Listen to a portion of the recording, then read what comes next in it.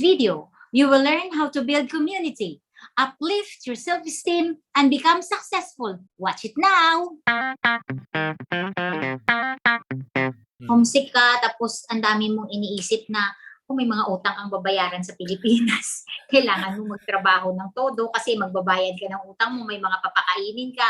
Ang dami talagang ano. Nasa isip. So, nasa isip, oo.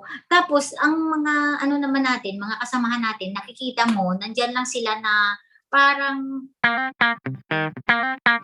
This is Leadership with JP Edena, and I'm very excited to introduce to you our guest for today. It's none other than Chairman Leo Silomenyo. Hi! Kumusta kayong lahat? Mga kaibigan namin sa Hong Kong, hi, hello sa inyo. Magandang hapon, magandang umaga, magandang tanghali, magandang gabi sa inyong lahat, sa mga nanonood sa iba-ibang lugar, sa buong mundo. This is Leadership, by the way, so I want to ask Chairman Leo, what industry are you a leader of? For me, I think I'm a leader of community building. For myself, that's what I'm thinking. Yan. So, alam nyo, nakilala ko kayo na isang leader ng isang grupo at alam ko may kwento ng panimula yun eh. Siguro may pain, may kurot sa puso nyo kung bakit na kayo naggawa ng isang community. Gusto ko po malaman or gusto malaman ng audience kung paano nangyari po yun. Anong umpisa ng mga community groups ninyo? Kasi, syempre pag bago mo dating ka sa Hong Kong, feeling mo homesick ka, di ba? Homesick ka, tapos ang dami mong iniisip na kung may mga utang ang babayaran sa Pilipinas, kailangan mo magtrabaho ng todo kasi magbabayad ka ng utang mo, may mga papakainin ka. Ang dami talagang ano. Nasa isip. So, nasa isip, oo. Tapos, ang mga ano naman natin, mga kasamahan natin, nakikita mo, nandyan lang sila na parang walang ambisyon. Yun ang nakikita ko eh. Wala silang, parang kontento na lang sila sa kung anong meron sila. Na siguro yun ang pagkakaiba sa amin na ako yung tao na hindi ako nakukontento kung anong meron lang ako. Basta kung meron ako magawa, gusto kong gawin. So, life is boring. Parang pag domestic helper ka, life, diba? Life is so boring kasi 6 na araw ka magtrabaho sa bahay ng amo mo. Siyempre, during that time, at nung bago pa kami sa Hong Kong, walang social media. Walang social media, ang limited yung communication mo sa family mo. Tapos lalabas ka lang ng linggo. Paglabas mo ng linggo, after mo ng church, makikita mo yung mga tao sa daan, ay nagsusugal, nagbabasa ng pocketbook. Kasi ganun ang kalakaran nung time eh. Walang cellphone.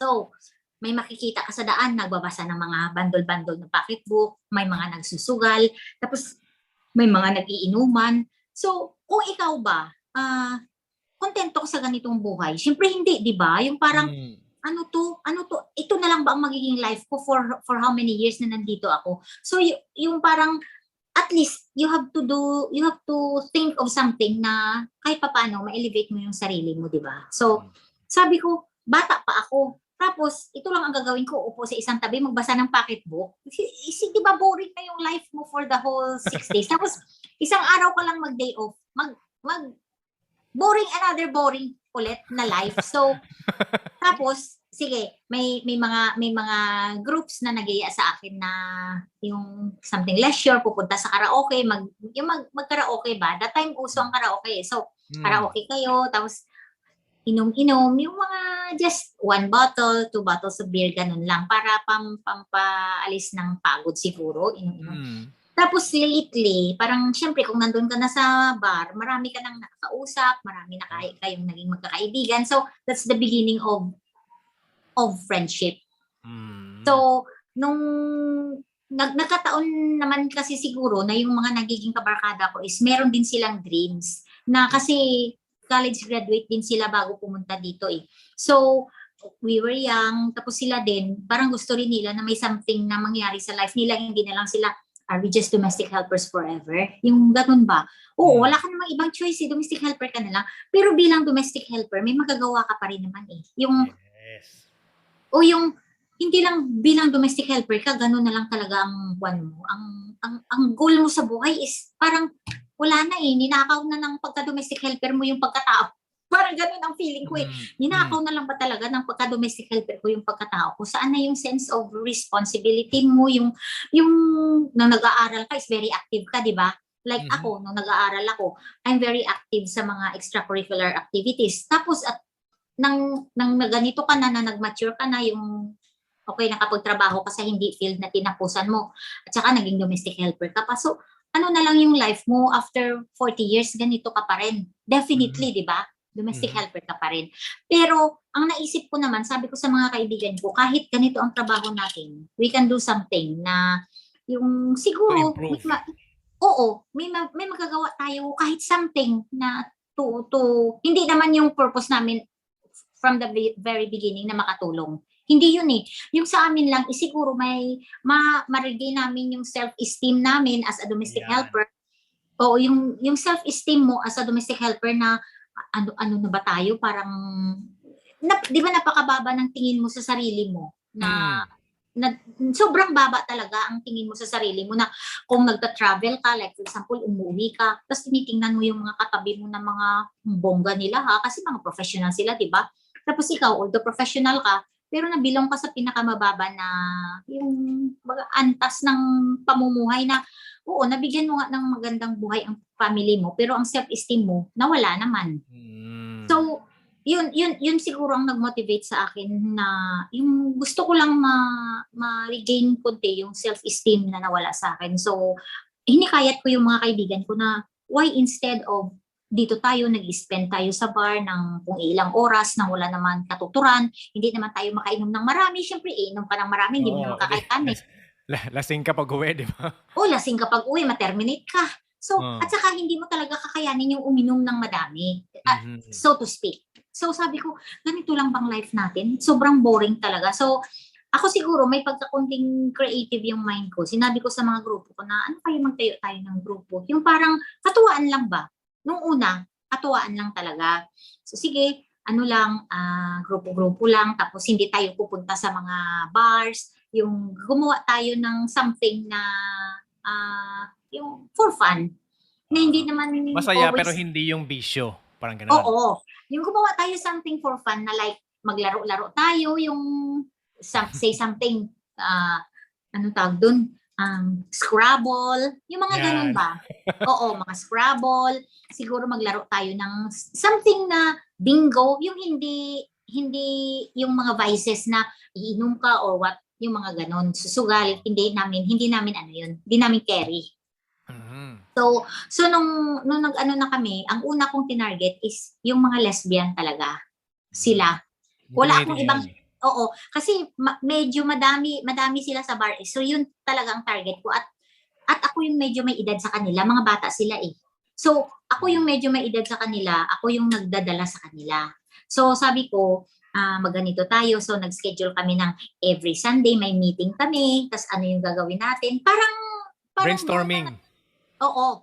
Parang until such time, sabi na may isa kasi akong friend na graduate siya ng engineering. Pero syempre, hindi rin siya pinalad, di ba? Naging DH din siya. So sabi niya sa akin na anong gusto mo, gagawa tayo ng anong tawag dito? Parang pangalan ng grupo at saka logo. Tapos para may magpa-print kami ng t-shirt. Tapos pag yung day off, yun ang susuotin namin para may pare-pareho, gano'n. Oo, pare-pareho. Sense of community.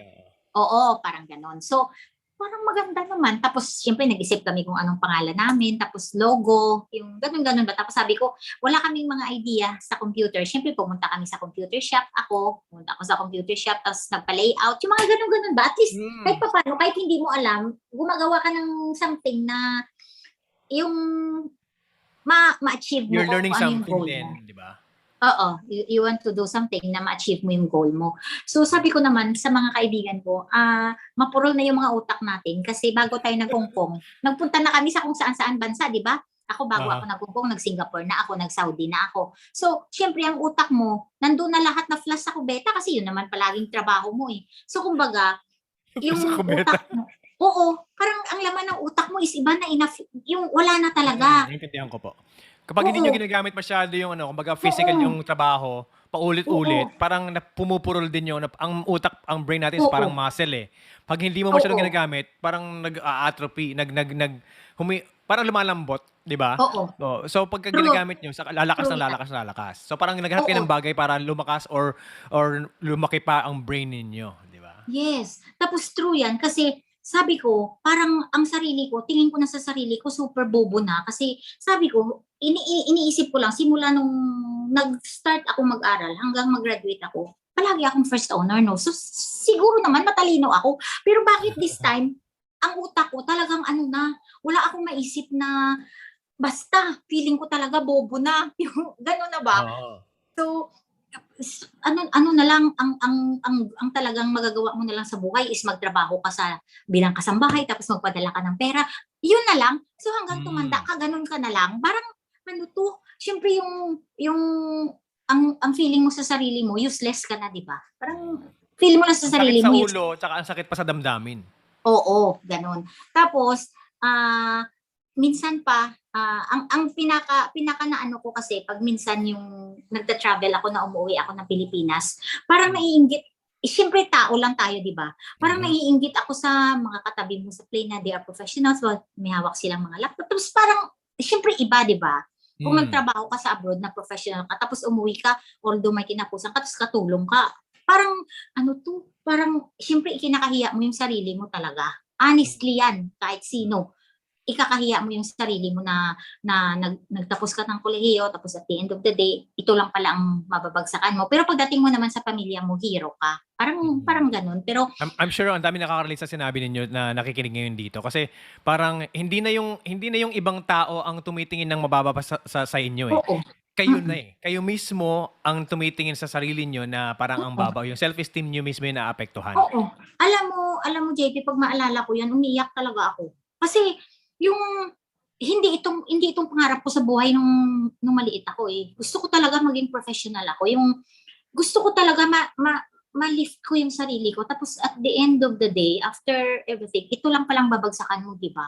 Iniiyakan ko 'yan kasi yung hindi naman ako basta-basta na nag-aral na wala akong na-achieve na honors sa pag-aaral ko, 'di ba?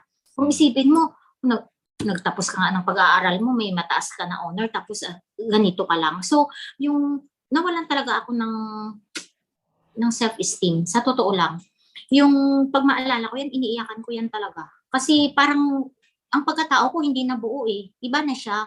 So, yun yung bumawi lang ako nung itong grupo ko nga na medyo, dito pala sa Hong Kong, napakaimportante pala ng Filipino community. Yes. Dito ko na-realize na, ay ang konsulado pala, kasi nang pumunta ako sa Singapore, nang pumunta ako sa ibang bansa, wala ito eh. Pero nang nandito pala sa Hong Kong, ang Filipino community, pinapahalagahan pala talaga ng konsulado, which is very good. Nice. Kasi, oo, yung, alam mo dito ko na-realize na nung nagrupo ako, na gumawa kami ng something small na, sige, yung mga members namin na nate-terminate, tinutulungan namin, like, syempre, dito naman sa Hong Kong, alam naman natin na pag ma-terminate ka, after 14 days, pag wala, kahit may amo ka, uuwi ka pa rin sa Bache ka eh. Pilipinas, Oo. di ba? Oo. So, pag uwi mo, syempre wala ka ng pera. Pagbalik mo, wala ka talagang, as in, back to square one ka. So, ang ginagawa namin sa grupo namin, may pondo kami dahil nagkaroon na kami ng license sa pulis eh. Hmm. Kasi, nung una, wala naman akong idea sa mga ganyan. Pero Kung syempre paano kung, gagawin 'no? oh, Hindi yung determinado. hindi yung magandang maging official, hindi yung usap-usap lang na, "Oh, mag-meeting tayo every Sunday," ganyan. Hindi lang gano'n. Oo. Gusto niyang tatakan na sasabihin na, ah, recognized kami kahit Mm-mm. nung konsulado. Yun yung gusto niyang maging Oo. aim. Oo. So, merong isang tao na, anong tawag dito? Nung itong may grupo kami, merong isang tao na actually namatay na siya kung nakilala mo si Engineer Nasampang. Hmm. Hindi Dati ko siyang, kilala. oo, engineer siya dito sa Hong Kong pero very ano siya, gusto din niya na maka-help sa mga OFW. Nagbuo siya ng grupo. Nagbuo siya ng malaking grupo tapos itong mga maliliit na grupo tinutulungan niya. Hmm. Tinutulungan niya na tapos kinukuha niya sa alyansa niya. So that time nakilala ko si Engineer Nas, siyempre ako determinado ako na maano yung grupo ko, nag-ask ako ng help sa kanya. Sabi Mhm. ko, may grupo ako, medyo marami kami, pwede mo akong tulungan. So tinulungan kami ni Nas, tinulungan ako ni Nas na parang makapagpa-register kami sa Police Society. So, nagkaroon kami ng license. After that, sama-sama na ako palagi kay Engineer Nas kung Hmm. saan siya pupunta kasi may Anong mga gagawin niya? events. Oo. Oo, may mga events silang pinupuntahan. So, sinasama niya ako palagi hanggang parang naging mentor ko siya. Mhm. Kasi yung mga sinasama niya ako sa consulate, tapos sabihin niya na, uy, ito ang gagawin mo. Yung parang ano siya sa grupo namin, yung one of the advisors kasi tinuturuan niya ako. Siyempre bago kami, di ba? So, magtatanong ako sa kanya anong gagawin ko. Sabi niya, sige, mag-elect kayo ng mga officers niyo, kung sino ang sa tingin niyo na fitted sa posisyon, di ba? Although Hmm. naman hindi namin alam kung sino sa kanilang fitted, pero pag na-try mo, malalaman mo yung kapasidad ng isang tao. At saka puwede So, namang mag-vote ulit kumbaga. oo. Tapos, so ang nangyari doon, ako yung parang naging founder and president ng grupong pinuo namin na Kabisig. Yung Kabisig, Kabisig. oo. Kabisig Society ang Kabisig is ano yun parang kapit-bisig. Parang kapit-bisig kami sa kung ano man yung mga mangyayari sa amin. So, tinawag namin yun na Kabisig Society. So, nagkaroon kami ng license, tapos niregister namin sa konsulado. Tapos yun, ano lang ako, very keen ako na matuto sa community. So, sama-sama ako kay Engineer Nas, saan siya pumunta. Tapos kung may mga events, niyayaya niya ako, sabi niya, sama ka sa akin. So, nagiging mag-best friend kami. Doon ko natutunan yung paano magpatakbo ng isang grupo. Tapos nang kinuha na niya ako sa alyansa niya, nung una is ano lang, parang grupo lang kami na sumasali sa kung anong meron sila, may mga Independence Day, Saling nandiyan ket-ket kami na gano'n. sali-sali lang, ganun. Tapos nung one time, siguro nag-election sila sa alliance nila, that is called Philippine Alliance pa noon. So, nag-election sila, sabi niya sa akin, punta ka. Tapos, binoto nila ako as one of the officers lang, yung pinakamababa pa. Kasi bago lang ako grupo ko. So, mga leaders lang yung nandun pag mag-election. So, inelect nila ako na parang, assistant auditor, parang ganun. So, okay lang yan. Tapos later on, syempre as an officer, pag mag-meeting sila, kasali ka, nakikinig ka, yung parang inaral ko how to become an effective leader. Kasi iba-ibang leader ang nakakasalamuhan mo dun So, inaral ko kung how to become an effective leader. Kasi hindi ko plano na ganito lang yung grupo ko. Gusto ko lumaki kami. Oo. So, Katulad din niyo, believe it, gusto niyo umangat din siya, mag-grow din oo. siya. So, believe it or not, after 6 months, nagkaroon ako ng more than 150 members na puro sila lesbian. Inipon ko lahat ng lesbian sa Hong Kong. Inipon ko. Ipon talaga Oo. Magsama-sama Inipon ko. tayo. Oo. Tapos ang ginawa ko, syempre, humihingi din ako ng suggestions nila. Meron ba kayong mga suggestions? So, sabi nila, mag-ano tayo, yung papageant ba para daw, kasi that time, ang pinakamabilis na way para magkaroon tayo ng pondo is magpapageant kayo Baga ano yun, uso yun? Hindi kayo nagpauso ng pageant? Uso na yun? Oo. Okay. Hindi pa masyadong ano yun, pero ang sa akin kasi, ang pageant namin is puro lesbian. Parang nagparampa kami, parang ramp model lang na best in ganitong attire, ganun lang sa amin. Kasi nga mga lesbian sila lahat, di ba? So, gumawa kami ng show na kami lang kami ng mga members. So, ito best in ganitong attire. Basta mga kung ano-anong mga attire ang naiisip na. Oo. Ano lang nasa isip nyo, yun na yun. Diba? Oo, Parang yun parang wala lang. Parang just for fun. Tapos, sinabi ni Nas sa akin, sabi niya, ang dami mo palang members, sabi niya gano'n. So, tinulungan niya ako, nag-register kami sa Philippine Consulate. Tapos, after that, nung na-register kami sa Philippine Consulate, nagiging active na ako sa alliance niya. Na hindi ko in-expect, nung nagkaroon ng next election nila, na-elect na ako na as Vice President. Nung una, ayaw ko, sabi ko, hindi ko alam yan. Sabi ni Nas, i-guide kita. I-guide kita, kaya mo yan. Kasi kaya mo nga magdala ng more than 100 katao, di ba? Kakayanin mo yan. So, sige, kakayanin ko basta nandiyan ka. So, kinaya ko. Kasi with the help of Engineer Nas, na nagawa ko yung mga gusto ko dahil pagdating sa mga nandiyan siya na tumutulong sa akin So, hindi ako takot. may big brother kayo kumbaga. Oo, siya talaga ang sandalan ko at siya talaga ang nag-motivate sa akin how to become a leader. Tapos click kami ni Nas nung naging vice president ako, nag-click kami ni Nas kasi si Nas very busy siya sa trabaho niya, 'di ba? So pag wala siya, parang ako yung inaasahan niya na papalit sa mga gawain niya. So Mm. tinuruan niya ako. So after that, nung si Nas ay na elect as chairman, ako na yung nagiging president. Parang chairman and then president and then vice president, gano'n siya? Oo. So Ah. from vice president, nagiging for ilang term ako nagiging vice president ng Philippine Alliance, parang 2 term. 2 term Hmm. ako naging vice president. Tapos naging president ako for 4 terms. Mm. And then, nung namatay si Engineer Nas Ampang, nung namatay siya, medyo na I was so devastated, nag-out ako sa grupo. Kasi parang feel ko na hindi na ako masaya. Nag-out ako sa Philippine Alliance. Tapos, bigay na lang sa iba. And then, itong mga kasama ko sa Philippine Alliance, to make the story short, nang umalis ako sa Philippine Alliance, sumama sila. Umalis din And sila.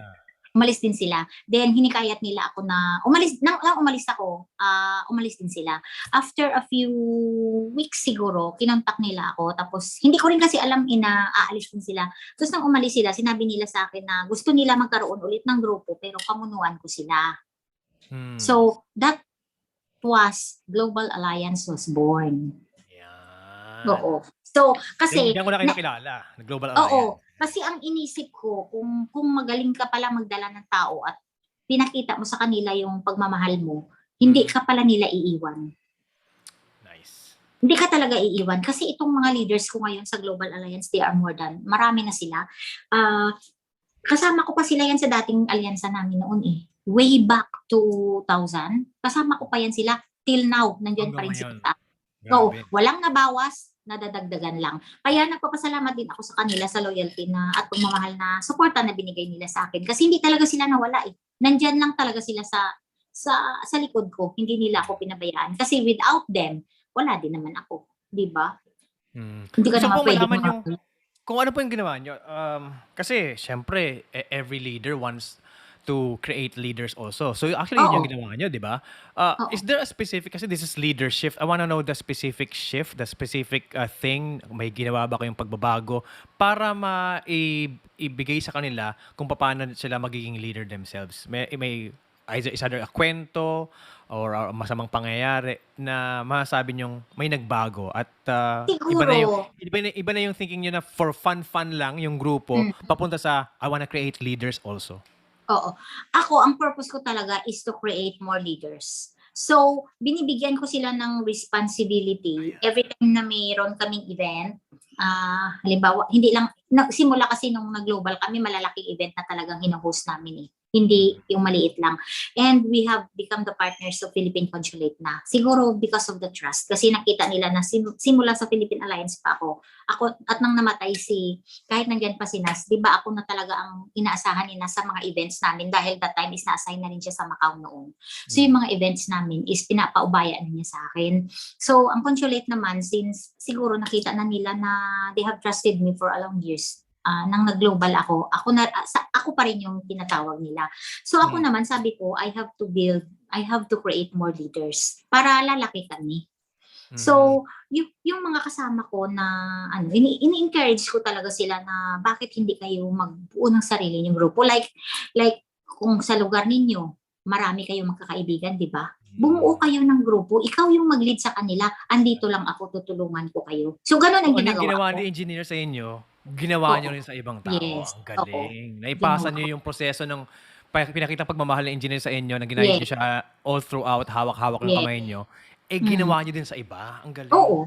Siyempre kasi sa kanya ako natuto eh. So kung ano yung legacy meron siya, so sinusunod ko yun kasi wala namang naging masama sa mga itinuro niya sa akin eh. Lahat Pabuti pa nga lahat eh. mabuti. Oo, lahat mabuti. And then natutunan ko rin na after Consulate trusted me, nagkaroon ako ng Sunday Beauty Queen. All the while, parang na-reach ko na yung goal ko na okay, kahit pala ganito kahit papano may nagawa din ako, 'di ba? Tapos nung nag-SBQ ako na yung halos lahat ng tao, they appreciated what I have done for the community. So parang feeling ko sa sarili ko, okay, I'm fulfilled. Ganun na. Feeling ko, Yung self-esteem nagawa nyo ko. bumalik, Oo. yung brain cells nyo nag-grow, Mm-mm. 'di ba? And Yung then brain you ko, inspire others to also yes, uplift their self-esteem and also yes, grow their brain. yes. 'Di ba? Ang Ganun. galing. Kasi pag nag-form, meron namang iba na minsan gusto nilang humiwalay sa grupo ko dahil gusto nilang magtayo ng sarili nilang grupo. That's fine. Yeah. That's fine with me. Actually, And yun din after yung nangyari that, sa inyo 'di ba? oo. So, and after that, bumabalik pa rin naman sila sa akin for guidance. So, in a while, yung parang, okay, sa ganitong araw, masama ang loob mo sa akin, so nagtayo ka ng sarili mong grupo. Pero after a while, bumalik ka pa rin sa akin for guidance. So that means, because of me, ginawa niya yon. Na-inspire siya sa kung ano yung mga ginawa ko. Actually, maraming mga lesbian actually na nagtayo din ng mga sarili nilang grupo dahil nakita nila sa akin yun eh. Na pwede pala yun. Oo. Pwede palang mangyari yun eh.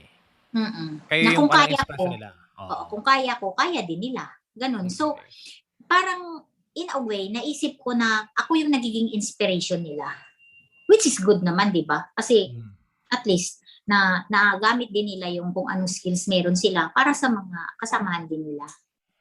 Alam niyo minsan ang gano'n, ang una kong nasa isip nung nakwento niyo na kapag nung umalis kayo do'n sa Philippine Alliance at gumawa ng sariling grupo, parang negative sa akin 'yon yung una. And then nung nagtayo kayong sarili ninyong grupo, instead of pigilan niyo na parang, "Oh, wag kayong gagawa ng sarili niyong grupo katulad ng ginawa ko," kasi parang negative nga 'yon yung thinking ko. Yung pala, para sa inyo, it's about you have been a leader already and you can actually make your own group.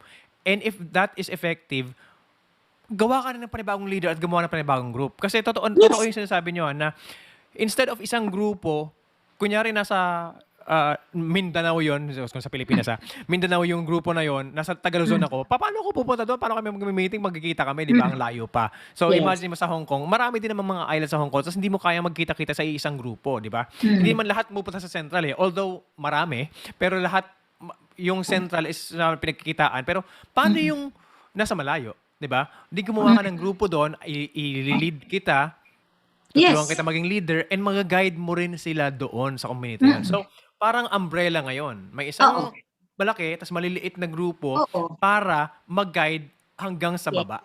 'Di ba? Ang galing. Oo. Tapos marami kang ma-convince na mga tao na nandiyan lang sa tabi-tabi, ma-convince mo sila na, ay, taga saan ka ba? Pag sabihin niyang sa ganitong lugar, uy, may grupo ako na ganitong lugar, sumali ka.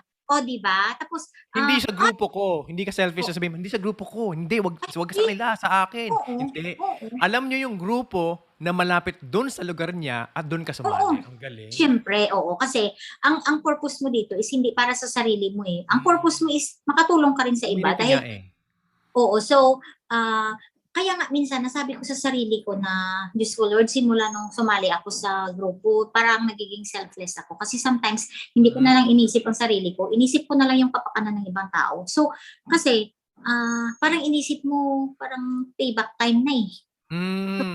Nung na-feel nyo na fulfilled na kayo, it's time to spread the love, di ba? Gusto mo malaman, this is leadership na eh. So, sabi nyo nung una, fun lang para sa sarili, para sa brain cells ko, para sa self-esteem ko, lahat ko ang pangungusap nyo, right? Kailan nangyari yung pagpalit ng pag-iisip natin na hindi na paloob yung gusto nyo, kundi palabas na? Meron bang kwentong ganon? Siguro din, first factor is nagmamature ka, di ba? Nagmamature ka. Pangalawa, naisip ko nung pag merong away sa grupo ko, tapos hindi ka marunong, yung kumbaga hindi mo alam ano ang gagawin sa kanila, mabubuwag kayo eh. Pero kung isipin mo na, ay ito gagawin ko to para sa kanila, para intact pa rin kami, para iisa pa rin kami. So, iset aside mo yung pride mo eh. Yung parang ikaw na yung luluhod sa kanila para huwag lang silang umalis. Huwag kayong umalis kasi nasasaktan ako, naaalis kayo. Dito lang kayo para sama-sama pa rin tayo. So, yung pride mo nilulunok mo na eh. Tapos, hindi mo na lang isipin ng sarili mong nasasaktan ka kasi ang gusto mo lang is magkasama pa rin kayo. Parang family na yun eh. Mm. Family na yun na may inalagaan akong mga leaders, tapos at the end of the day, aalis sila. So, nasasaktan ako nun. So, ang gagawin ko is, ako yung magpakumbaba, i-reach out ko sila. Sige, kung ano yung gusto nyo, ano makapaputi sa inyo, yun na yun. So, wala na eh. Tapos, kasi, lalo kung may mga lumalapit sa'yo na gustong maghingi ng tulong, tapos hindi mo sila matulungan, hindi ka makakatulong. Talagang isipin mo paano ko kaya sila matulungan. So, kahit anong paraan, gusto mo talaga silang tulungan eh. Tulungan ko sila kasi kailangan nilang tulong. Kasi parang hindi ka pinapatulog ng konsensya mo, merong taong lumapit sa'yo, hindi mo matulog. Di ba? Parang Yung, sakit sa'yo. may it be financial or whatever, kung hindi mo kaya sa financial, kahit advice or whatever, mga bagay na yung maliit sa'yo pero malaki sa kanila. Yeah. Malaking bagay yun. So, at saka, ang tao pag nag-mature, hindi na niya iniisip yung, uy, gusto ko sumikat, gusto ko makilala. Wala yun. Ang gusto mo na lang is, paano ko ba siya matutulungan? Paano ko ba maano yung mga ganitong tao? Kasi nung bata ka, gusto ko makilala ako. Di ba ganun? Gusto ko sumikat ako. Oo. Gusto ko magkaroon ng maraming pera, Oo. sumikat, makilala. Oo. Pero lately, nung nag-mature ako, pag may mga, like for example, may mga nagko-contact sa akin na, pwede ka bang ma-interview sa ganun? Ang sagot ko kaagad, pwede bang mag-recommend? Ganun talaga. Pwede kong sinasabi ko talaga sa gusto mag-interview sa akin, pwede bang mag-recommend? Huwag na lang ako palagi. Kasi gusto ko makilala niyo naman yung iba. So, Yes. i-recommend ko yung kahit wala siya sa alyansa ko, wala siya sa ano ko, dito sa community Group. ko. Kung kahit sa ibang grupo siya, kung alam kong deserving siya at i-recommend ko siya. Ganun ako. Like for example, ang TFC, magtatawag sa akin, Tadileo, pwede ka bang ma-interview sa ganitong mga issue? Sabi ko, pwede bang mag-recommend? Iba naman, kasi palagi na lang ako. Ganun ang ginagawa ko para yung ibang leaders makikilala din. So, yung leaders naman na nirekomendan ko, na feeling naman niya is natulungan ko siya, syempre, babalik siya sa akin at magpasalamat. O, di ba? Malaking bagay din yun sa'yo na may nakaalala na magpasalamat sa'yo na natulungan mo siya. Ang sarap ng feeling na yun, tama. Oo, yun. Alam niyo sa go ahead. Tapos there's one incident na yung itong taong to hindi ko talaga kilala. Hindi ko talaga kilala siya. Pero meron kami, hindi ko matandaan kung anong okasyon yun eh, na meron akong pinost sa Facebook yata. Tapos nag-message siya sa akin. Sabi niya, pwede bang gusto niyang tumulong, magbigay siya ng yung boxes of food na ipapakain doon sa mga may bisita yata kami o whatever, basta may gusto kaming tulungan noon that time na nag-post ako sa Facebook. Tapos hindi ko kilala tong taong to. Nag-present siya na magbigay siya ng mga lunch boxes of food. Yun yung Gogo Baon. Yun talaga, hindi ko makakalimutan yun ever since. Kasi malaking tulong talaga sa amin yun. At saka parang na-touch ako ng gusto. Sabi ko, hindi ko naman siya kilala. Bakit siya yung magbibigay ng, yung di ba, yung something big na hindi ko kilala yung tao. Tapos all of a sudden, bigla siya mag-message sa akin na gusto kong tumulong, gusto kong magbigay ng boxes of food. Ibang ano yun yun parang ibang dating talaga sa akin yun. Hindi ko makakalimutan yun. Ikaw yun. Thank you sa ultimate shoutout na yun. Hindi ko talaga makalimutan yung time na hindi kita kilala as in. Tapos bigla ka lang nag-message sa akin na gusto mong magbigay ng boxes of food para sa mga tao. So, syempre, 'di ba, yung blessing. It's a blessing na hindi mo ini-expect. It's more than welcome talaga kasi parang ganoon din ang nasa isip ko noon eh. I have to give. Yun yung step 1 ko eh. Step 1 is to give. Diba? Yun yung first step ng friendship natin. Yeah, ang galing. Diba? Doon tayo nagkakilala talaga. sa lunch boxes. Nagtuloy na. Tapos next ulit. Tapos pati kay Marites Noval na nakikita kami, nag-invite ko rin siya, gano'n. Nagkakilala kami. Ito parang lalong nag-spread yung parang common friends natin, nagkakilala. Tapos pag may mga consulate parties, nandun tayo magkakasama. Ang galing nga eh. Tama, oo. So, maraming salamat sa shoutout na yun. Pero gusto ko pong malaman, parang ang saya-saya natin. Positive. Wow, ang ganda ng nangyayari. Wow, Sunday Beauty Queen. Wow, sa Chairman Leo. Mayroon ganito, mayroon ganyan. Pero for every happy story, nagkakaroon tayo ng panahon or season na sinasabi natin, gusto ko na makalimutan yung season na yun kasi parang yun yung pinaka-down sa Yes. buhay mo? Yes. Ano May yung time pa kwentong nga na gusto ko na lang maglaho sa mundo eh. Totoo. Hindi lahat ng kasikatan mo, hindi lahat ng mga ginagawa mo may maka-appreciate. Meron talagang time na isang hindi naman siguro pagkakamali, isang bagay na nagawa mo na yung parang feeling ng community sa'yo wala kang nagawa. Alam mo, nung nangyari sa akin yun, gusto ko na lang maglaho sa mundo. Naisip ko talaga yun. Pero pasalamat pa rin ako na yung mga leaders ko, yung faith nila sa akin at pagmamahal, hindi talaga nawala. Kasi nung time na, di ba kasagsagan ng beauty pageant? Kasagsagan ng mga beauty pageant that time. Parang, yun eh, yung kaliwat kanan ang beauty pageant, wala pang pandemic. Halos every Sunday, lahat ng venue puno, kaliwat kanan ang pageant, hanggang hindi mo na lang namalayan yung mga ibang nagpapapageant, parang wala na sa tao, wala na sa ayos ba? Kasi kami, anything na paulit-ulit or palaki ng palaki, laging may nasasamahan na masamang mga elemento. Tapos, parang nakakasira na ng, yung hindi lang parang, which is totally nakakasira na ng reputasyon ng mga OFW. Kasi yung nagpaparampa na sila na yung wala nang saplot sa katawan, ginagawa na nilang business yung mga pageant. Kasi yung ginagawa ng iba is nagbo-booking sila ng, itong sasabihin ko marami na namang matatamaan dito true yan. Tapos, pero ako, I have to be honest, sasabihin ko pa rin kahit alam ko maraming magagalit sa akin, like the time na maraming nagalit sa akin, kasi ang ginagawa nila, binubook nila yung mga venue, which is, kung magbayad ka sa government venue, mura lang yun, di ba? Pero binibenta nila ng tig 10,000 sa ibang organizer din na gustong magpa-pageant. So kung ikaw naman na organizer, gusto mo talagang magpa-pageant kasi marami ka ng candidates, marami ka na nakuhaan ng pera, i-grab mo yung 10,000 na venue lang. Plus, kukuha pa sila ng, magpabenta pa sila sa candidates ng mga tickets, di ba? Na tagi-ilang libo kasi quota nga ng candidate. Samantalang kami sa Global Alliance, pag nagpaganyan kami, libre lahat. Ang damit nila, bigay pa ng mga kilalang designer sa Pilipinas, libre lahat yan. Tapos hindi kami nagpapabenta ng ticket kasi may mga sponsors kami, so lahat libre. Pero sa iba, ginawa na nilang parang hanap buhay, which is hindi naman natin sila masisisi. Kasi nga, gusto nila kumita. Diskarte nila yun. Pero ang masama dun is kapwa mo rin naman OFW ang pinipirahan mo eh. Di ba?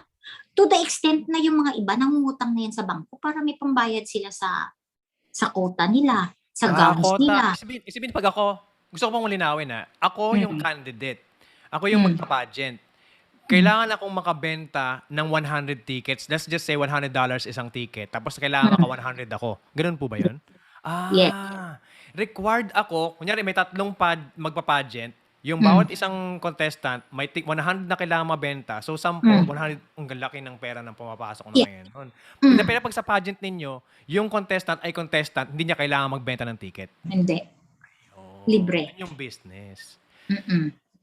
So, tapos, So, dahil doon, humingi ng tulong sa akin ng consulate na since ako yung may hawak ng pinakamalaking grupo, kung pwede makipag-cooperate ako sa kanila na yung grupo ko will stop hosting beauty pageants para kami yung mag-start. So, ang ginawa ko, nagsalita ako sa mga newspapers kasi kinausap ako ng consulate na baka pwede kang maglabas ng statement na itong Global Alliance hindi na nagpapapageant, mga livelihood na lang, whatever. So, nang sinabi ko yun sa newspaper na ang Global Alliance from now on is will no longer host beauty pageant. No more beauty pageants. Itong iba, na misinterpret nila yung sinabi ko na no more beauty pageants because I am just nagsusuporta kami sa campaign ng consulate na no more beauty pageants. So, na-misinterpret nila ako dahil in the first place, ang inisip nila na sinabi ko na sa lahat walang beauty pageant. Sabi ko, it's clear naman. Sinabi ko na yung kaalyansa ko lang. Kami Hmm, lang sa Global Global Alliance. Alliance. Ngayon, kung kayo naman, hindi kayo naka-alyansa sa akin, pakialam ko naman sa inyo, di ba? Kahit magpapadyan kayo dyan. Pero kung pwede ko kayong mapakiusapan na sana sumali din sa campaign namin, di mas maganda, di ba? Parang hinihikayat mo lang sila. Yung grupo mo, nahikayat ng konsulado na no more beauty Mm, pageants, pero wala kang yes, sinasabi na wag na lahat. mag-beauty pageants ang lahat. Mm, Pero hihikayatin mo sila na again, para nga ma-fight yung yes. mga maling nangyayari sa mga beauty Mm, pageants. Eh, yeah. mm. So, Kaya kausapin mo sila. naging kalaban noon, inaano ako yung lahat ng mga kahit hindi totoong mga istorya at ano-ano, binabato ako sa Facebook. Alam mo naman ang social media, di ba? Mm. Para silang mga trolls na sige lang sila ng banat sa'yo. Yung parang hindi ka na tao. Feeling nila wala ka na lang ginawa sa community ba? As in, wala ka na lang ginawa sa kanila na kung makabanat sila sa'yo, as in, yung mga below the belt na, nako, grabe. Pero So, personal na, no? oo, personal na mga ano na. So, ako naman, hindi, never akong sumagot. Never akong sumagot kasi ang sabi ng mga advisors namin, wag mong sagutin. Mhm. Hayaan mo lang, magsawa din yan sila. Basta kami na nakakilala sa iyo, alam namin, so wag mong sagutin. So, Galing. syempre, hindi ko sinagot. Tapos, parang akong feeling ko, wala na akong parang nawalan ako ng trust ulit sa sarili ko. Mhm. So, Balik yung pero dati. sinabi ng mga leaders ko na nakikita ko sa ibang mga post na yung mga ibang leaders ko, sila yung nakikipag-away na. Yung sila na yung Sila yung sumasagot. 'pag hindi Oo, ka sasagot, sila na lang. oo. Sila talagang affected talaga sila na siyempre nag-iiyakan kami kasi yung hindi nila matanggap na ganun ang mangyayari sa akin. So, sila yung nakikipaglaban para sa akin, which is nagpasalamat talaga ako na grabe yung suporta at pagmamahal ng mga leaders ng Global Alliance sa akin. Number one talaga yun. Tapos, pumunta ako sa consulate. Sinabi ko talaga kay consul na ayoko na kasi ano na ako, sagad Hmm. na ako ba. Sabi ko, I think I have done enough for the community. Tapos, bottom line, ito pa rin ang napapala ko, di ba? Ako lang naman gusto ko lang naman sumuporta sa campaign, sa tumulong sa consulate. Wala naman akong ibang hangad, pero ang napapala ko ganito. So, ayoko na. Sabi ko, from now on, ayoko nang mag yung mag-spearhead ng mga events ninyo kasi Hmm. ano na may lamat na nung Hmm. parang naano na ako, nabash na ako sa social media. Sinagot nila ako na as long na nasa likod mo kami, as long na ang tiwala namin sa iyo ay hindi nawawala, go on. Kung kami nang magsabi sa iyo na ay hindi ka nakarapat-dapat, then that's the time you have to yun sway. Pero habang kami ay may tiwala sa iyo, habang kami ay nandito sa likod mo, still you have to go ahead. So, doon ako na Nabuhayan kayo. oo, doon ako na nagkaroon ulit ako ng parang ano na, o sige, since pala hindi naman nawala ng tiwala ang consulate sa akin, di andito pa rin ako, tutulong pa rin ako. Pero ano na nagkataon na kasi that time na nag-pandemic na, di ba? So, Ayan. oo, nawala Bumupa talaga. Nawala talaga yung pageant, oo. nawala yung mga budgets. Pero ang consulate naman is still having this virtual event every Independence Day. Yung Mm. parang virtual presentation. So, nandito pa rin kami na gumagawa pa rin kami ng mga virtual presentation namin at pinapalabas yun every June 12 sa TFC at saka sa Philippine Consulate Facebook page. Galing 'no? Mm. Oo. So, na-mention niyo yung pandemic. So, in a way nakatulong sa inyo yung paghupa ng mga bashers. Oo. Kasi 'di ba kasi, "O sige mag-pageant ka ngayon." Oo. Kahit kahit gusto mo na or kahit Oo. puwede na, hindi mo magagawa, Hindi, 'di hindi. ba? Oo. So, and then 2 years after, wala pa rin, hindi pa rin puwede. I mean, kailangan pa rin nating mag-ingat, 'di ba? Mm-mm. So, ano yung mga, shifts, ayan, mga innovative ideas na ginawa niyo para sa grupo na napapanahon sa pandemic? Gusto kong Nung i-highlight niyo yung mga changes na ginawa ninyo.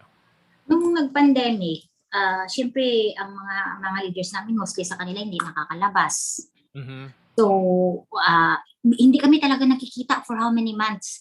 Ang ginagawa ng iba na mga nakakalabas, nag-aano sila, they shift to livelihood. Hmm. Alam mo yung nagagawa sila ng mga beads, ginagawa into parang mga decoration. Mhm. Tapos mga kung ano-ano pa na pwede nilang pang-pastime. Kasi hindi naman sila makaupo in group. So, by twos, tapos by four. So, ganun, parang nag-shift sila sa livelihood. Tapos, yung mga ibang leaders ko, they opt to become volunteers sa PCG. At Ayan. least, pag nag-volunteer sila, Yeah. nakakatulong sila. Kasi pag Sunday, di ba grabe ang pila. So, Oo, dagsaan. Oo.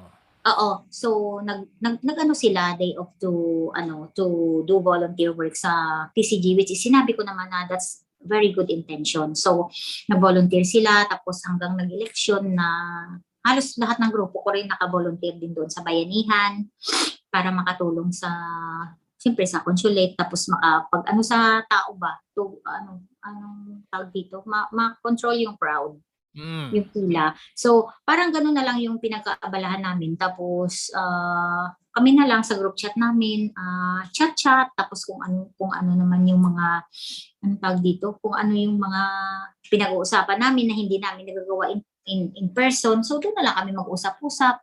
Tapos, once in a while, nagbi-meeting kami na limited yung attendees. Ganun lang. Okay, sa mga OFW, tanong ko lagi to. Very personal. Kailan nyo balak umuwi sa Pilipinas? Actually, anytime gusto ko nang umuwi eh. Gusto ko na talagang umuwi. But there are a lot of opportunities coming in. Sobra talaga. Sobrang daming opportunities. Which, yung parang, Yakapin mo talaga, no? Yung tipong, parang, I cannot, they gave me an offer I cannot refuse. Parang ganun oo, yung dating, ano? oo. Yung parang hindi mo pwedeng i-refuse kasi Napakaganda opportunity. napakaganda, oo. Like, siguro mamaya, off the record, may share ako sa iyo. Sige. Pero this is a very good opportunity talaga to help OFWs. Napakagandang proyekto na marami kaming OFWs na matutulungan kasi I will tell you later pero I hope you can help me as well. Of course. Oo. So, this time, ganito na lang, pinagkakaabalahan namin. Tapos, ngayon, medyo back to its, back to normal yung parang restrictions. Pero, syempre, stricto pa rin. Pero merong kasing isang grupo na naman na kumuha sa akin to help them organize some workshops na since para din naman sa mga OFW, there pa rin ako para tumulong sa kanila kasi meron na namang isang parang business sector siya pero parang mas parang mas prefer nila yung parang ang mas aim nila is to help OFWs. So alam mo naman pag ganun ang aim ng isang institution, hindi ako pwedeng tumanggi. So nang nilapitan nila ako to cooperate with what they're doing, pumasok na naman ako dun sa kanila para tulungan ko naman sila para ma-materialize itong workshop na gusto nilang mangyari. Ayan, ang galing. Yun.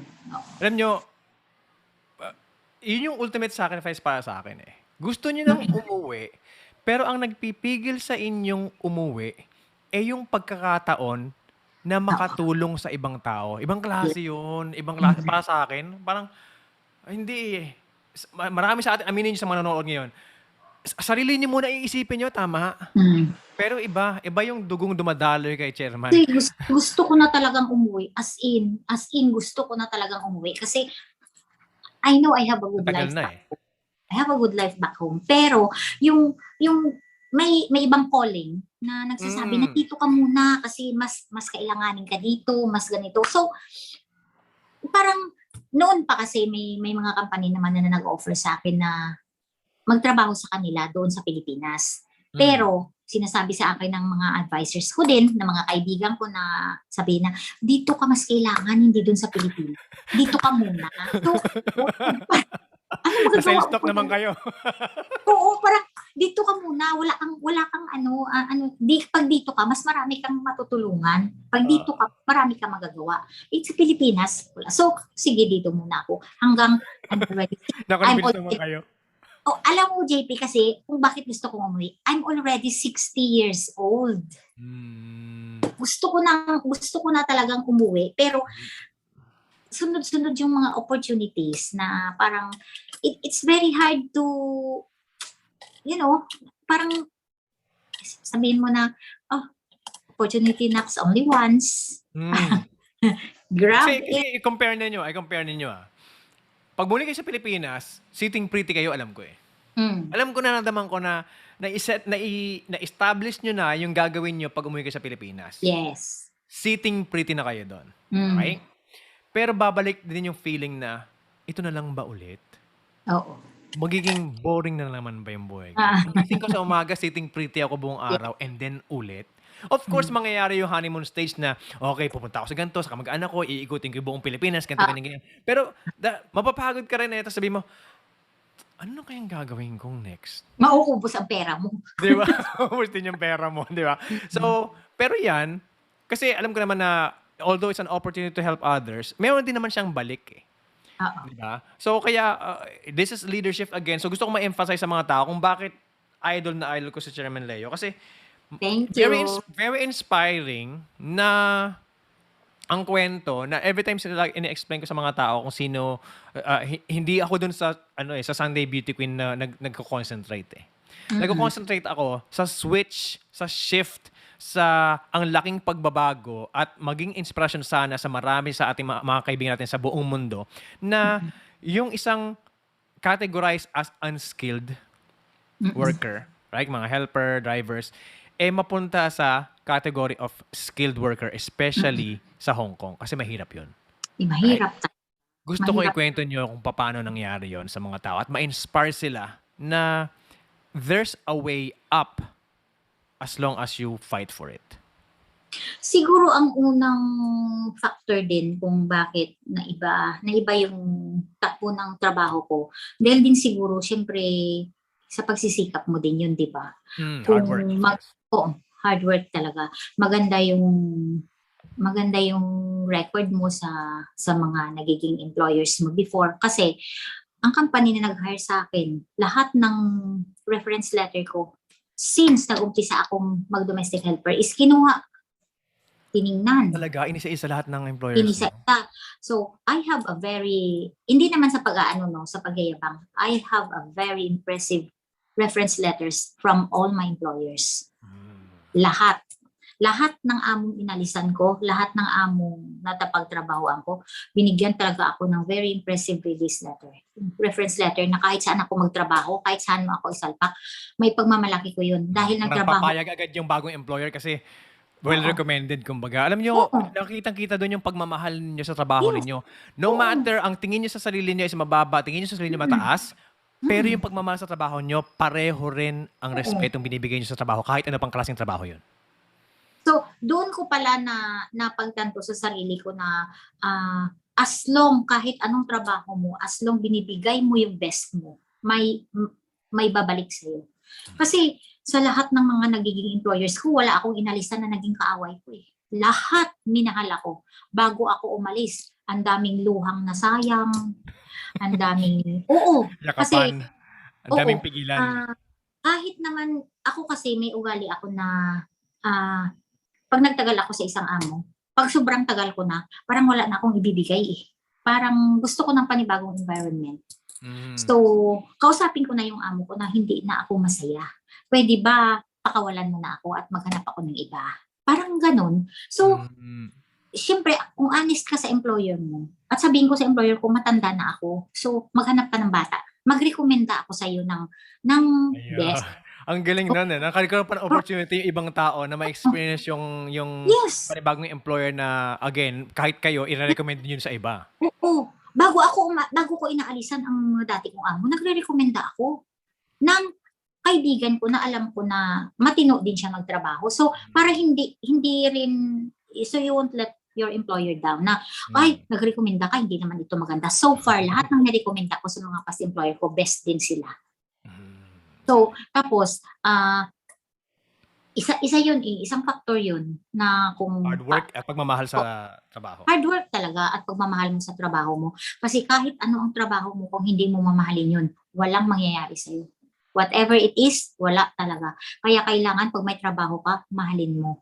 Tapos, Pangalawa, yung huwag kang magmataas. Yung Mm. level ka pa rin sa ground, yung tayo mo, diyan ka pa rin. Wag mo ipamukha sa iba na, ay, ako, ganito na ako, hindi. Ako until now, I still consider myself as a domestic helper. Kasi ayokong isipin na, ay, ako nagtrabaho na ako sa opisina, mga kasama ko, ganun pa rin. Hindi. Mm. No, I don't want them to feel. Kaya, ang mga kaibigan ko pa rin hanggang ngayon. Mas lalo nila akong minahal. Kasi nakita nila how, ano ako. Kumbaga, hindi man sa pag-ano sa sarili, pero wala siguro ako yung salitang sinasabing kayabangan. Wala ako nun eh. Parang mahirap. Bigyan ko kayong konti. Medyo ano eh, may naipon akong konti. So, tapak sa lupa. Mahirap din magmayabang na wala kang ipagyayabang ba. So, kaya siguro nakikita ng mga tao yan sa akin, yung mga naging amo ko, nakita siguro niya how dedicated I am sa commitment yun eh. Yung Mm. pagtrabaho mo, commitment yun eh. Once committed ka, whatever it is, kahit nang nandito ako sa Traintech, maraming opportunity, pero ang inisip ko kasi loyalty. Loyalty talaga na hindi ako naging ganito kung hindi dahil sa kanya. So kahit may magandang offer, dito ka pa rin. So, ikwento niyo po yung Teletech na yan para sa mga nanonood na hindi nila alam kung paano yun. Ano yung trabahong sinasabing, ano yung skilled work ninyo na ginagawa sa ngayon para, again, it's an opportunity to help others din eh. Dito sa Traintech kasi, nung una, na-register ito ni boss ko na as training center. Kasi ang talagang gusto ko noon na yung pag dumating ang mga helpers dito sa Hong Kong, may enough training sila. Dahil nakikita ko na karamihan na na-terminate, wala silang alam sa ginagawa nila. Dahil hindi ko alam kung lack of training or lack of education or lack of information. Hindi ko lubos matanto kung ano yung factor kung bakit ang isang domestic helper ay pagdating sa Hong Kong na-terminate. Yun talaga ang reality. Yun yung problema nakita nyo. Yun ang problema na gusto ko sanang kahit papaano matulungan. Tapos, so, nagsuggest ako na kung pwede magkaroon ng training center. So, may nagsabi naman sa boss ko na ang training center, ilang buwan lang magsasara yun kasi wala kayong pera. I mean, wala kayong sustain. Hindi masusustain. Hindi sustainable. Oo, hindi sustainable yung naisip ninyong negosyo dahil sa renta pa lang ng opisina ninyo, pasakod sa mga staff mo, ganun. So, hindi magtatagal yun. So, sinabi ng boss ko na ano ang magandang alternative na may training pa rin. So, sinabi ko sa boss ko, plus na lang yung training. So sinabi ko sa boss ko na to sustain, sabi ko siguro magkaroon tayo ng employment agency at the same time training center. Pero kasi ang training center namin is wala namang license, di ba? I mean, hindi pa naman kami accredited sa Hong Kong government to do yung talagang proper training. So ang ginawa namin is ang ginagawa namin is pag ang helper ay galing sa Pilipinas, pagdating sa Hong Kong, may rigid training kami for 3 days. Tinitrain namin part of parang extra ng isang employment agency. Yeah. Package hindi namin. Hindi niya kayang mag-stand alone as training center lang. Yes. Pero ngayon, it's part of the employment process ng employment agency ninyo. Ang galing. Yes.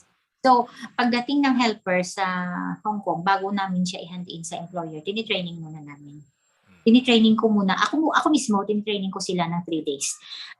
First day, tinuturuan ko sila how to behave properly as a domestic helper. Kailangan mo yun. Parang kultura, no? Yung kultura. Personality development, una-una yun. Turo ko sa kanila personality development. Tapos, turuan ko sila ng mode of transportation. Ito yung transportation. Alam natin yan, kahit ako, walang matalino dyan eh. Nakakalito yan eh.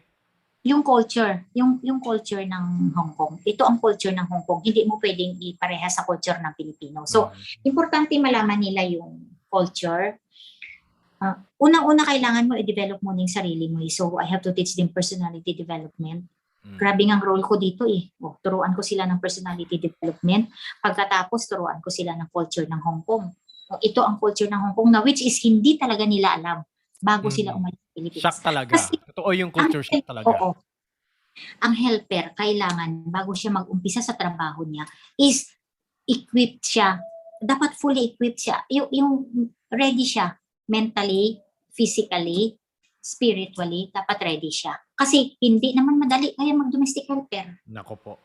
Hindi madali mag-domestic helper. So, Mahirap. oo, dapat ang helper, bago mo siya isabak sa trabaho, kailangan i-educate mo siya, i-brief mo siya kung ano ang role mo as a domestic helper. Kasi unang-una bilang domestic helper, hindi madali na trabaho yun ha. Pagkatiwalaan ka ng amo mo, ng mga anak niya, pagkatiwalaan ka ng budget niya sa loob ng bahay, ipagkatiwala niya sa iyo ang family ano Bahay, niya. yung bahay. Oo, manager ka eh. I-manage mo yung bahay ng amo mo. So manager ka. So hindi biro yun. So, kailangan i-condition mo siya sa sarili niya na ito ang magiging trabaho mo. So, dapat well-prepared siya. Yun ang una-unang steps na ginagawa namin, training. Pagkatapos, dadalhin ko yan sila sa palengke. Yan, gusto ko yan eh. Alam mo Dadalhin yan ko yan. talaga, kahit sinong pumunta sa Hong Kong, problema yan. Helper Yes. ka o hindi, kahit sino talagang pumunta sa Hong Kong, yung titira doon hindi yung bisita lang, of course. Hindi ka mapunta Yes. sa palengke pag bisita ka lang eh. Pero pagka titira ka doon, problema mo nasan yung Yeah. palengke at saka yung Filipino store. Dalhin mo sila sa palengke. Oh, ito yung what is the difference between fresh at saka hindi fresh na pagkain, di ba? At saka sinasabi ko tagal ini-emphasize ko sa kanila na huwag niyong isipin na ang amo niyo mayaman. Be rich siya or middle class. Kailangan marunong ka mag-budget. Proper budgeting. Kailangan pwede ka naman bumili ng gulay na fresh ka na sa reasonable na presyo, di ba? So, alam nga naman sa 20 years kang domestic helper, hindi mo pa alam yan. Yes, diba? kahit ako alam ko yan eh. 11 and a half years lang ako. Alam ko kung saan yung saging na masarap na hindi Yes. mahal. Yan, Correct. tas, hindi yan porket napunta ka sa wet market mas mura doon. Hindi, mas mahal ang saging doon, mas mahal ang mangga doon. Saan ka pupunta? Sa department store ka pupunta pagdating sa mangga at pagdating sa banana. Yan yung mga tipong malalaman mo lang kung tumira ka na ng mahabang panahon. True. So, yan, dadalhin mo yan sila. Can you imagine na ang role mo? Dadalhin mo yan sila sa market. Isa-isahin mo yan i-explain sa kanila. Na-imagine ko yung pagod nyo. Ito choy sam, pak choy, ano yan. Tapos turuan mo pa sila ng basic Cantonese ng sapman, Pati kati. Oo, kati. Sa Hong Kong lang ang kati. Oo, yatkan, ponkan, kanpon, yung mga ganun. So, minsan, hindi na ako makakain kasi siyempre, inahabol mo yung oras mo. Kasi siyempre, may curriculum kang sinusunod para sa kanila, di ba? May timetable ka. Sinusunod para sa kanila kasi hindi sila whole week mag-training eh. 3 days mo lang sila tuturuan. Hindi mo pa sila naturuan paano mag-car wash. Hindi mo pa sila naturuan paano mag-operate ng washing machine. Vacuum cleaner. Alam mo, kahit ako, hindi ako marunong mag-operate ng washing machine eh. So, kailangan mo talaga ituro yan. Natutuwa nga ako na pumunta ako sa office nyo eh. May washing machine, Yes. may microwave, may kalan na digital, kasi sabi naman natin LPG lang tayo. Pero sa Hong Kong kasi ang laking chance na digital na yung ano mo, tsaka ang tawag doon, induction eh. Kasi safe yung induction ng mga yung kuryente, di ba? So, ituro mo din yun. Alam niyo, napakasimple ng mga bagay sinasabi niyo. Pero pagka nandun na sumabak na yung helper doon sa pititirahan niya, sa servisan niya, malalaman niya sa sarili niya, ay, buti na lang talaga dumaan ako sa 3 araw sa Twaintex sa kay Chairman Leo Selemenyo. Kung hindi ko alam kung anong gagawin ko. Oo. Meron, ito kwento ko lang. Meron akong isang helper. 6 years na siya sa amo niya. Itong amo niya, sinend siya sa akin for training. Kasi, after 6 years. nabalita ng amo na, na may nagtuturo ako ng training. So, ang amo nag-message sa akin. Sabi ng amo, I'm hopeless with my helper. If you can train her, I will not terminate her. But if you cannot, I will terminate her. So, sinabi ko sa amo na, I will try my best to train your helper. So, dinaan ko yung helper sa first step. Nang pumasok siya sa office, sabi niya na, turuan mo daw ako ng culinary cooking. Sabi ko sa helper, hindi yun ang pinag-usapan namin ng amo mo. Kasi feeling ng helper, magaling na siya, di ba? 6 years na siya eh. 6 years na siya, pangalawang amo pa niya yon. Tapos sabi niya na, turuan mo daw ako ng culinary cooking. Sabi ko, hindi ako marunong magluto. Wala kaming culinary lesson dito. Ang usapan namin ng amo mo is turuan kita ng basic training. Sabi niya, ha? Sabi niya. Sabi ko, umupo ka, mag-usap tayo. So, tunuruan. Nag-lecture ako. Nakakatuwa yan. Umupo ka, mag-usap tayo. One-on-one yun Tapos, nang umupo siya, sabi niya, ay hindi, alam ko na yan nung una. Hindi, alam ko na yan. Makinig ka. Nagsasalita ako. Maya-maya sabi niya, ay, ngayon ko lang nalaman na may... Ganun pala yun. Sabi ng amo niya sa akin. Kamot niya, you know, her cooking is very lousy. She don't know how to iron clothes. She don't know how to do proper cleaning. So, sinabi ko sa helper, ito ang message ng amo mo sa akin. You are doing a very lousy job overall. You are doing a very lousy job. Ang sabi ng amo mo, kung matrain kita, i-go on niya yung kontrata mo. Pag hindi kita matrain, i-terminate ka niya. Alin ang pipiliin mo? Sabi ko sa diretso talaga, no? Sabi niya sa akin, sige sir, turuan mo na lang ako. Back to basics tayo. Day 1. Oo. Imagine, 6 years ka sa amo mo. You are doing a very lousy job. Pinatrain ka pa ng amo mo. Gumastos pa yung amo mo. Nagbayad sa amin. Ang taga, di ba? One-on-one. May pagmamahal sa'yo yun. Diyos ko, saan ka makahanap ng among ganun? Sabi ko, ayusin mo ang trabaho mo. Saan ka makahanap ng among ganyan? Yung ibang amo, automatic terminate ka. Next, Ikaw, pinatraining ka pa. Imagine that. Sobra talaga. Sabi ko ngayon, lahat ng tinuro ko sa'yo, kailangan gawin mo. So, within 3 days, pag uwi niya sa amo niya, sabi niya sa amo niya, Ma'am, I want to buy different kinds of towels. Excited ako malaman kung bakit. Sabi ng amo niya, why you need towels? The training center told me I have to use different towel in different areas. Like in kitchen, different ang towel. Sa toilet, different ang towel. Sa living room, different ang towels. Tables, different ang towel. You see, sabi ng employer, oh, very good. Okay, here's the money. Go ahead, buy the towels. Yeah, you go and buy as many towels as you can.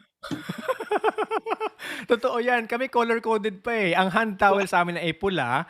Ang sa CR ay purple. Ang sa pagkain sa kitchen ay actually ibang towel ang ginagamit namin. Yung, alam mo yung absorbent na dilaw? Yun lang yung towel sa ano. Tapos iba yung, alam natin yan eh. Alam mo yung, True yan. sa mga taong, alam mo yung taong bahay. Taong bahay ako eh. Alam ko yung mga gawain sa bahay eh. Hindi ako yung tipong may trabaho tapos yun na yun. Hindi. Yeah. Naglilinis ako ng bahay. Yung nagkaroon kami ng helper din sa bahay. Ang rule ko sa sarili ko at saka sinabi ko sa kanya, kapag hindi ko na ituro sa'yo, hindi mo kailangan gawin. So for example, kung hindi ko na iturong maglinis ng inodoro, hindi ka maglinis ng inodoro.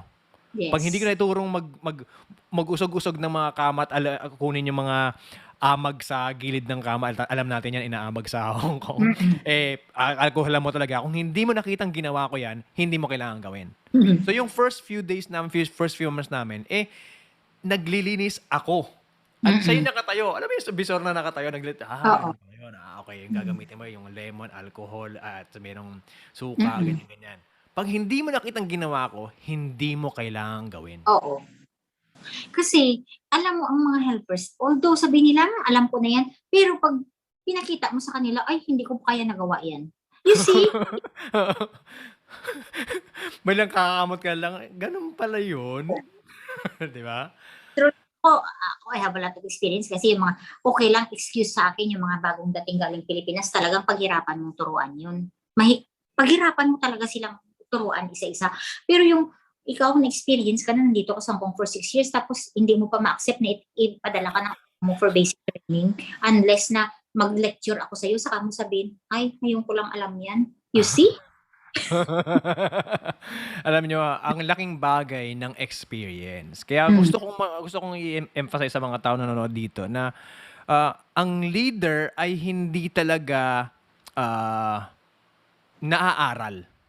Oo. Yan ay kailangan mong i-experience tapos it takes time kumbaga kaya nga yung usually na leader na nakikita mo is may edad eh. Mm. Di ba? Kung bata man yun, isabihin, nag-umpisa siya ng mas bata pa. Di ba? So, sana ma-inspire yung mga nanonood dito na if you wanna be a leader of your industry, of your field, Yes. I'm inviting leaders of industry, leaders of, Mm. ngayon is about community building and all about helping others. Ma-inspire kayo na mahalin niyo yung trabaho niyo.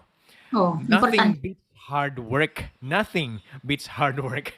Di ba? At tumapak tayo sa lupa, ang ganda yung sinabi nyo, Mm. tumapak tayo sa lupa at magpakumbaba na mag-ask tayo at kung merong taong nag-o-offer ng help para sa'yo, be Mm. open enough na sabihin na, sige nga, let me try. Sige nga, ano Mm. yung sasabihin mo sa akin? Itry nating Mm. malaman. Wala namang mawawala sa akin eh. Everything na sasabihin pa ng tao will be a gain na Mm. makukuha ninyo. So, it's all about community building and hard work and the shifts that we made to get there dito. Is there any future plans, Chairman Leo? Anything that you have in store for us para ma ma-inspire lalo ang mga tao? Actually, I have a lot of offers. Actually. So, i-discuss ko yan sa'yo pero not on air. Not on air pa. Sige. Surprise na lang. Oo. I have a lot to offer for them. So, kasi meron na namang magandang opportunity na dumating sa atin. So, I want to share it with the community.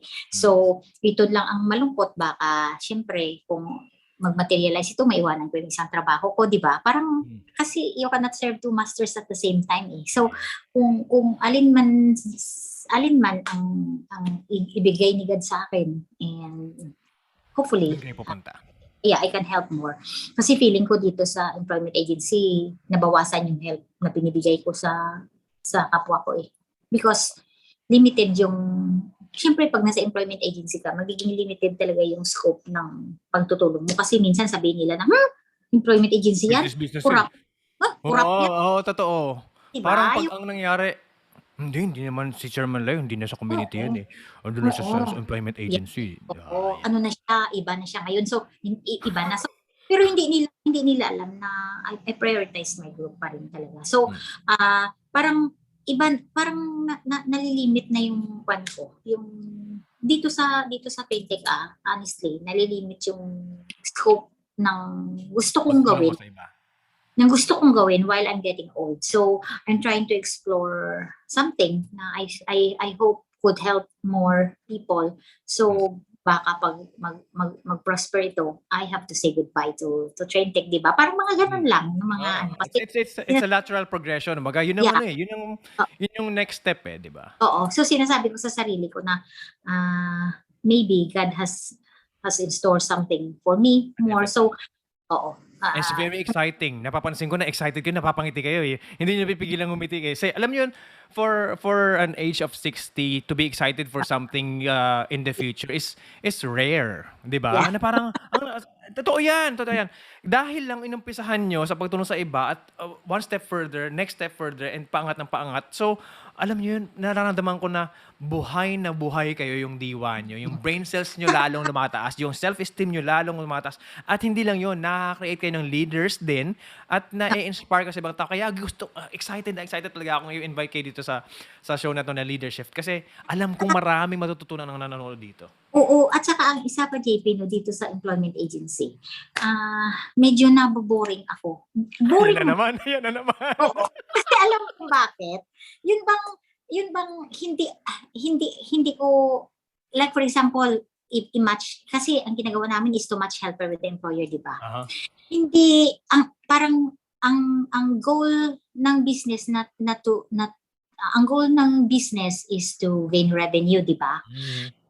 Pag ako kasi hindi sila magre-revenue ng malaki kasi hindi ako yung sige lang ako ng papirma sa helper, di ba? O kaya sa employer. Hindi kasi ako ganun eh. Hindi ko kaya yun. So, pag hindi kayo angkop sa isa't isa, wag. So, parang nawala yung business. Oo. Diba? Kaya yun ang palaging sinasabi ng boss ko na, we are not a charity. Totoo yan. I need revenues. Yung parang ganun ba? So, minsan, isip ko na, I think totoo naman yan. Actually, we need talaga, pero parang kailangan mong ipang-i-balance, di ba? Yes. I-balance yung dalawa. nasabi ko na I think this is not the right job for me kasi ang problema sa akin kasi ang puso ko is kinakalaban ko yung konsensya ko sa ganitong trabaho. Sasabihin nila, employment agency, meron na grupo na sabi na huwag kayong lumapit kay Chairman Leo kasi business na yan, hindi na yan tutulong sa inyo. It pains, di ba, na although I'm here, although I'm here, I still wanted to help. Pero ang iniisip nila na nasa employment agency na yan, corrupt na yan. My God! Diyos ko, sinasabi pa nga ng amo ko na, we are not a charity. Na, please, hindi nyo alam yung struggles sa loob ng company na yun. We are struggling talaga kasi imagine mo, pag itong amo is, itong helper is, hindi siya fit dito sa amo, hindi ko yan, hindi, hanapan. No? So, another business is gone. Tapos, ito namang amo, mabait ang amo, abusadong helper, sabihin ko sa amo, hindi yan kasi abusado yan, hanapan yan, diba? At business is gone. O, diba? Yung parang, iba akong isip, sige na, magpirmahan na kayo. Pera ko yan eh. So, but instead of that, it's not the way I do it. I do it. So, parang, hindi ako angkop dito. I'm not fitted for the job. Kaya nga sabi ko, sinabi ko talaga sa boss ko, I'm a disappointment. Kasi hindi ko pala kaya tong trabaho to. Ang hirap. Ang hirap. Kasi kinakalaban ko yung puso ko eh. Nakakatawa, no? Ang hirap palang kumita ng pera. Ang hirap. Totoo. Sabi ko sa boss ko, when I was working as a domestic helper, ang saya-saya ko. Wala akong problema. Pero dito, Diyos ko, na-stroke ako sa problema ko sa sa businesses. Of course, lahat yan may progression. Sabi nga sa inyo, may honeymoon stage, di ba? Na, masaya, ang galing, makakatulong sa ibang tao, makakapag-create ako ng jobs for everyone, etc. etc. Pero darating ang time na, again, hindi pala to eh. Which is, again, this is a process of discovering the next step. Yeah. Di ba? So, huwag kayong mabahala sa mga kumbaga, kung naisip nyo na, gato na lang ba ako? This is your preparation for your next step. So, lagi nyo lang isipin na mayroon pang next step at hindi edad ang magpipigil, hindi trabaho, hindi skilled, unskilled category ang magpipigil sa inyo sa kung ano yung next step na gagawin ninyo. Yeah. Kaya gusto ko nga i-share sa mga tao, where can we find you? Ano ba yung mga grupo, mga community na sinasabi ninyo? I-promote nyo na sila para malaman ng mga nanonood dito, mga OFW sa Hong Kong na, meron pala dito, meron pala dyan. Ako, bagong salta, lumang salta, sang community ako pupunta? Actually, kung ang sa amin kasi sa global is we are sa yung kung saan ang lugar mo, 'di ba? Meron kaming grupo kung halimbawa taga La Union ka. Anong bayan ka sa La Union? Sabihin mo sa akin, ihahatid. Specific pa. Oo, may specific kami na like for example sa La Union Federation, ilang bayan bang La Union meron? So, lahat ng bayan na 'yan, may association sila. Sabihin mo sa akin kung saan ka sa La Union at ihatid kita doon sa grupo mo. Where you belong. O di ba? Where you belong. Ibang klase. Then you can find your second family. Then makakatagpo ka ng mga makakasama mo na mababait o sabihin niya taga Iloilo ako. Saan ka sa Iloilo? Hanapan kita ng kung saan ang mga taga Iloilo. Doon ka. Pati bayan, iba rin klase. Oo. Kasi may specific group. Ganon kami sa Global Alliance at kami yung kung saan ang lugar mo, doon ka. Meron namang mga grupo na wala talagang specific na lugar. So kung gusto mo lang, dito ka, sige dito ka. O dito ka masaya. Sasabi nila na, kahit hindi ka pa taga doon, di ba? Kunya Cebu Federation, taga ka naman, taga Manila ka naman, okay lang din. Oo, okay lang din. Kung halimbawa ay taga Mindanao ka, gusto mo dito ka sa Luzon, sige! Yan ang sige, dito ka. So, minsan, importante yung community eh. Oo. Meron dati diyan sa consulate na sa cultural section na pag may pumunta diyan na tao, sabihin niya na i-contact niyo si Leo kasi para ma-introduce ko niya kasi doon hindi kayo hindi kayo mapunta sa kung saan-saan, at least bigyan niya kayo ng kung saan yung grupo niyo maging, 'di ba, may second home ka. Ganon. So parang minsan may mag-message sa akin, yung sinabi ni ma'am sa consulate na na dito daw kami sa iyo mag-ganyan. Sige, walang problema. Kitang-kita kayo sa inyo pag pinag-uusapan natin is community eh. Kailan yung next na na big event na face-to-face planned nyo para may something to look forward yung mga kaibigan natin sa Hong Kong? Ay, wala eh. Ang namin ngayon is virtual. May virtual presentation kami sa June 12. Ayan. Yun ay nagawa na namin yun. Pero ipapalabas yun sa Facebook page ng Philippine Consulate at saka sa TFC. TFC Global. Ibang klase. Sabihin magpe-prepare talaga kayo, may mga recording kayong ginawa, no?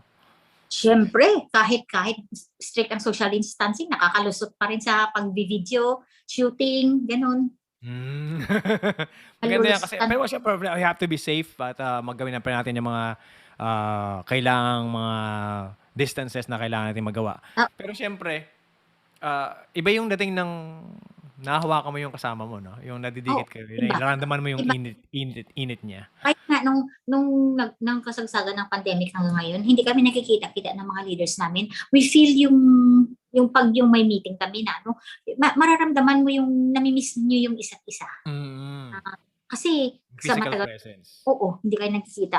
Iba talaga yung nag-uusap kayo sa group chat. Iba din yung minsan nagabungguan kayo dyan sa worldwide. Wow! So parang magyakapan kayo, magkwentuhan kayo ng 1 oras kasi hindi kayo nagkita ng matagal na panahon eh. So, parang iba talagang dating kami nga ng presidente ko kung kailan na kami magkita eh.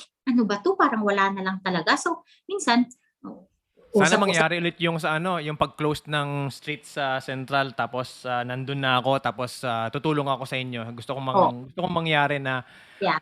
maging part ng in-person na Yes. meeting ninyo. Gusto kong maging part nun. Siguro ang sarap Looking ng feeling. forward.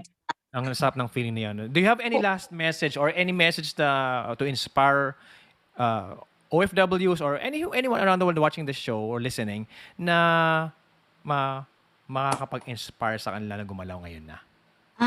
Ang masasabi ko lang sa mga kapwa ko, unang-una isipin niyo ang edad hindi hadlang sa gusto niyong mangyari sa buhay. Kung gusto niyo talagang mag-succeed. Kasi ako, I'm already 60 years old. So, but I'm still feeling young. Tapos, yung may gusto kang determination at commitment lang. Commitment mo sa isang bagay, determination and hard work. And above all, syempre, yung faith mo kay God, hindi mo pwedeng walain yun. Kasi yun lang talagang magbibigay ng lakas sa'yo eh. So, sana mayroon din kayong kunting natutunan sa mga shinare ko dito sa vlog ni JP and hope to see you in person in the future. Yes, enough said. This has been JP Eden of Leadership. And again, Chairman Leo Silamenyo signing off.